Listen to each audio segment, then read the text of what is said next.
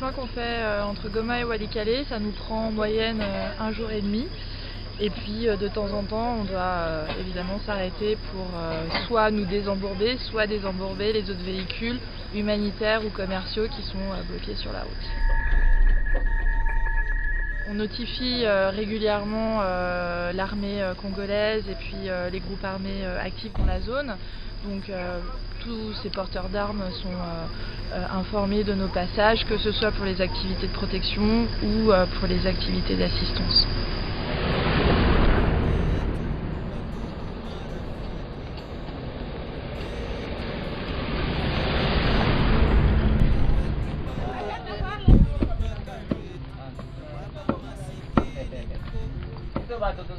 Là, on va rencontrer l'administrateur du territoire à qui on va remettre un rapport avec nos recommandations concernant la santé structurelle de la prison de Walikale.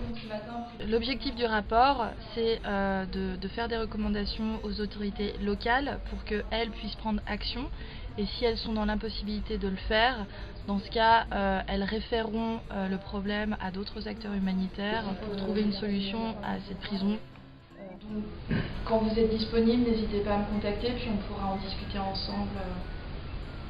Merci beaucoup. Mais je profite aussi de l'occasion pour vous remercier, parce que les gens qui ont fait la route de Goma-Walikale ont vraiment apprécié le travail que vous avez exécuté à la sortie donc de Cachemire jusqu'au niveau donc de Nyabilondo. C'est vraiment impeccable et cela permet aujourd'hui à un véhicule 4x4 d'atteindre Walikale donc le même jour.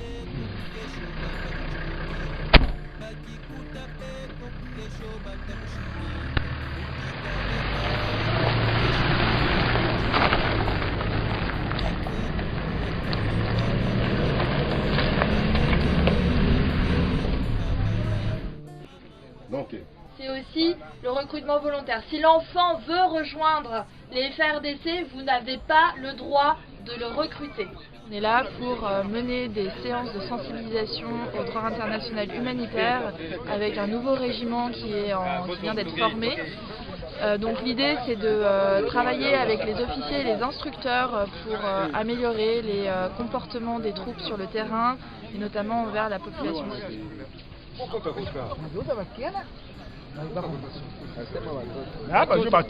Moins de 18 ans. Moins de 18 ans. Ok? Moins de 18 ans. Nous avons affaire à des militaires qui viennent d'un horizon à un autre.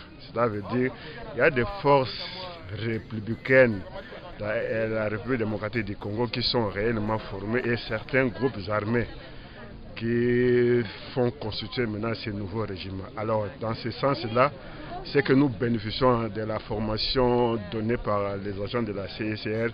C'est vraiment très capital pour l'armée congolaise. Donc, on a voulu juste faire voir aux militaires certaines situations qui se passent dans la pratique sur le terrain, sous forme de film et d'exercice, et c'est ça a ramené aussi les militaires en question de faire ressortir leurs avis sur tout ce qu'ils peuvent facilement rencontrer sur le terrain.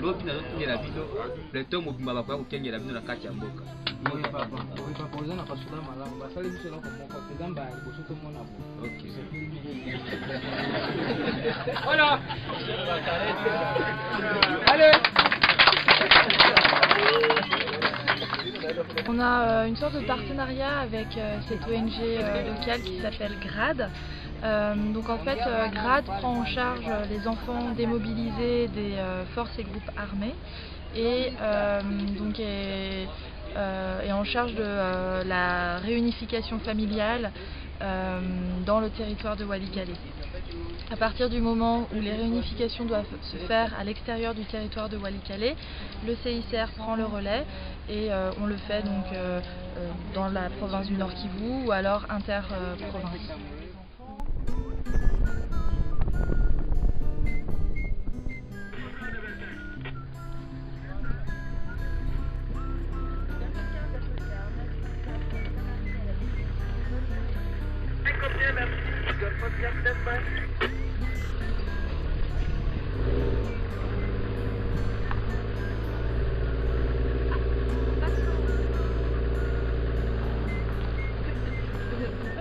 Quand on rentre du terrain à la sous-délégation de Goma, on a nos rapports de mission à taper et puis on a nos fiches protection également à écrire, donc qui concernent la protection de la population civile, ce qui nous permet de faire un suivi ensuite pendant la sortie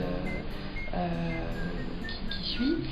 Et puis on a également les rapports détention avec les entretiens sans témoins à écrire.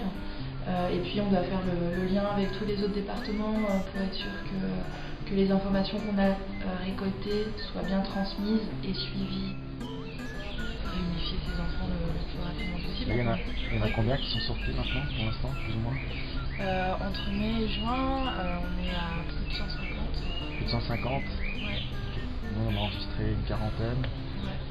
Et C'est à peu près 25 sont déjà réunifiés. Là, on a plutôt de la chance. Normalement, elle est